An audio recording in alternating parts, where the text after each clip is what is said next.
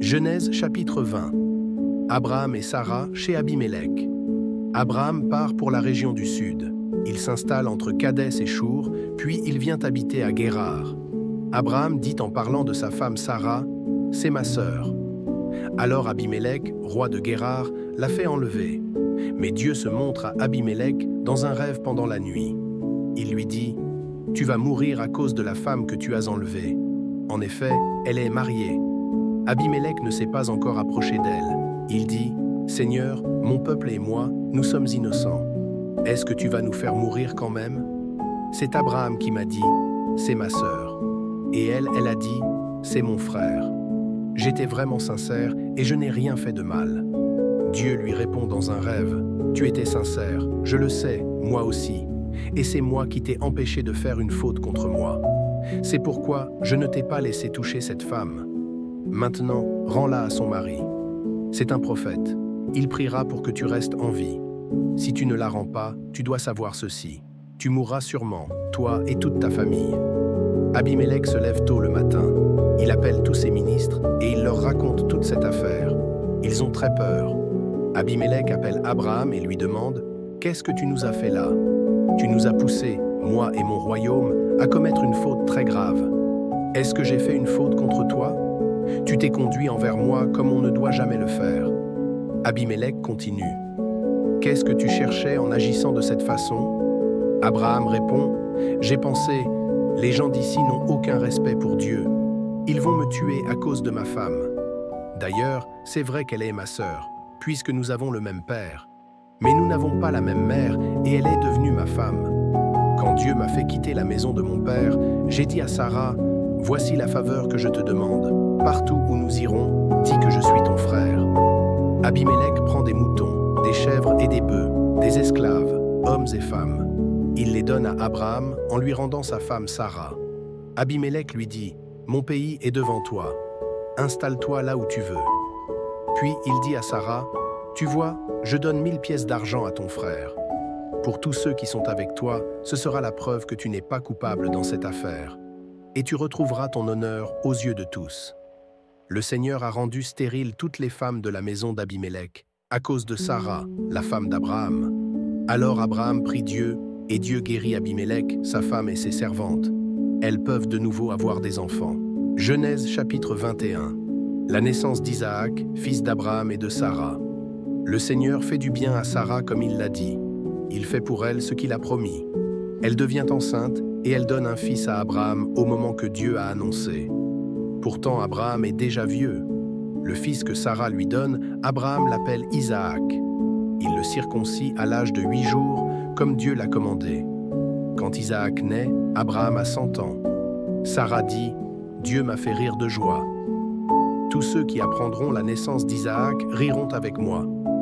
Puis elle ajoute, « Qui pouvait dire à Abraham, « Un jour, Sarah allaitera des enfants. Pourtant, je lui ai donné un fils dans sa vieillesse. » Abraham renvoie Agar et son fils Ismaël Isaac grandit et Sarah arrête de l'allaiter. Le jour où Sarah sèvre l'enfant, Abraham donne un grand repas.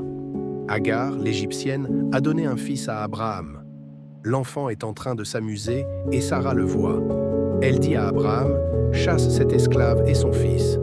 Le fils de cet esclave ne doit pas hériter avec mon fils Isaac. » Abraham est vraiment triste d'entendre cela. En effet, Ismaël, l'enfant d'Agar, est aussi son fils.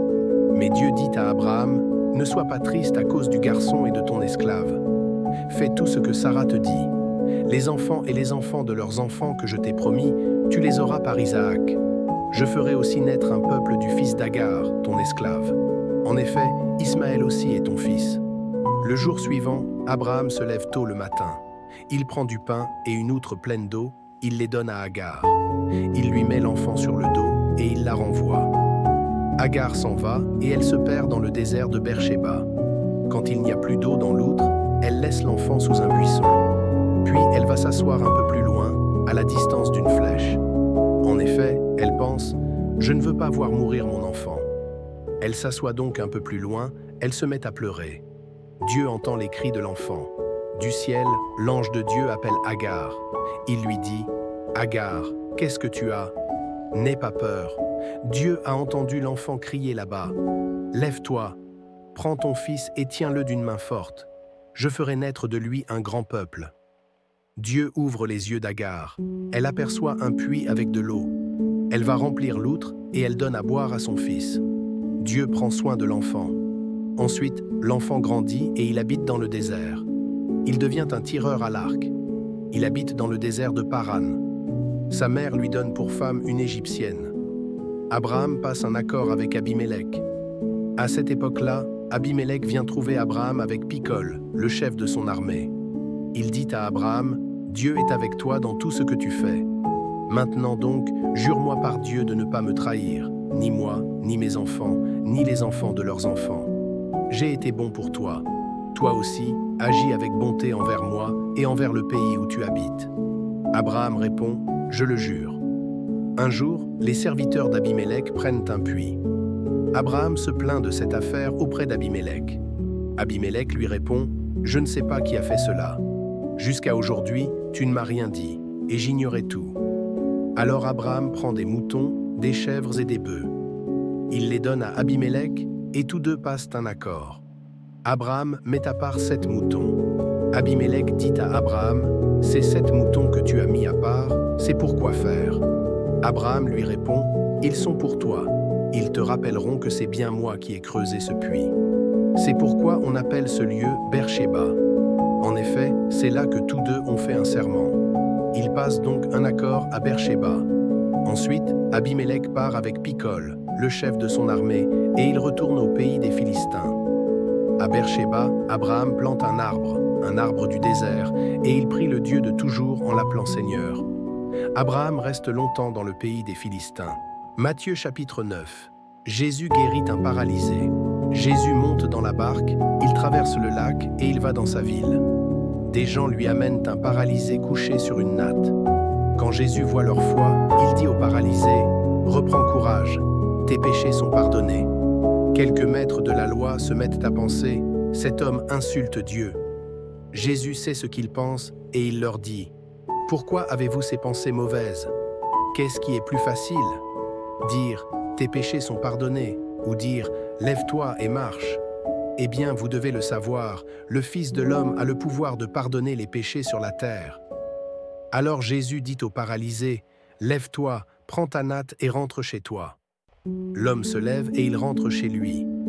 Quand les foules voient cela, elles ont peur. Elles disent, gloire à Dieu. Il a donné un très grand pouvoir aux hommes. Jésus appelle Matthieu à le suivre. Jésus s'en va. En passant, il voit un homme appelé Matthieu assis au bureau des impôts. Jésus lui dit, « Suis-moi. » Matthieu se lève et il suit Jésus. Ensuite, Jésus prend un repas dans la maison de Matthieu. Beaucoup d'employés des impôts et de pêcheurs viennent manger avec Jésus et ses disciples. En voyant cela, les pharisiens disent aux disciples de Jésus, « Votre maître mange avec les employés des impôts et avec les pêcheurs. Pourquoi donc ?» Jésus les a entendus et il dit, « Les gens en bonne santé n'ont pas besoin de médecins. Ce sont les malades qui en ont besoin. Allez donc apprendre le sens de cette phrase des livres saints. Je désire l'amour et non les sacrifices d'animaux. En effet, je ne suis pas venu appeler ceux qui se croient justes, mais ceux qui se reconnaissent pécheurs. » Jésus parle du jeûne. Alors les disciples de Jean-Baptiste s'approchent de Jésus et lui disent, « Les pharisiens et nous-mêmes, nous jeûnons souvent. Mais tes disciples à toi ne jeûnent pas. Pourquoi donc ?» Jésus leur dit, « Est-ce que les invités à un mariage peuvent être tristes quand le marié est avec eux? Mais le moment va venir où on leur enlèvera le marié. Alors ils jeûneront. Personne ne met un morceau de tissu neuf sur un vieux vêtement. Sinon le morceau neuf arrache une partie du vieux vêtement et le trou dans le vieux vêtement est encore plus grand. Personne ne met du vin nouveau dans de vieilles outres, sinon les outres éclatent, le vin coule par terre et les outres sont abîmées. Mais on met du vin nouveau dans des outres neuves. Ainsi le vin et les outres se conservent bien. » Jésus guérit une femme et rend la vie à une petite fille. Pendant que Jésus leur dit cela, un notable arrive. Il se met à genoux devant Jésus et lui dit, « Ma fille vient de mourir, mais va poser ta main sur sa tête et elle vivra. » Jésus se lève et suit le notable. Les disciples de Jésus viennent aussi. Il y a là une femme qui est malade. Elle perd du sang depuis 12 ans. Elle s'approche de Jésus par derrière et elle touche le bord de son vêtement. En effet, elle se dit, « Si seulement je touche son vêtement, je serai guérie. » Jésus se retourne, il la voit et lui dit, « Reprends courage, ta foi t'a sauvée. » Et au même moment, la femme est guérie. Jésus arrive à la maison du notable. Il voit les musiciens prêts pour l'enterrement et la foule qui fait du bruit. Il leur dit, « Allez-vous-en. La petite fille n'est pas morte, mais elle dort. » Les gens se moquent de lui. On fait sortir la foule. Jésus entre dans la maison, il prend la petite fille par la main et elle se lève. Dans toute la région, on se met à raconter cela. Jésus guérit 2 aveugles. Jésus s'en va. 2 aveugles se mettent à le suivre en criant « Fils de David, aie pitié de nous !» Jésus entre dans la maison. Les aveugles s'approchent de lui et Jésus leur dit « Est-ce que vous croyez que je peux faire cela ?» Ils lui répondent « Oui, Seigneur !» Alors Jésus touche leurs yeux en disant « Que les choses se passent pour vous comme vous avez cru. » Leurs yeux sont guéris.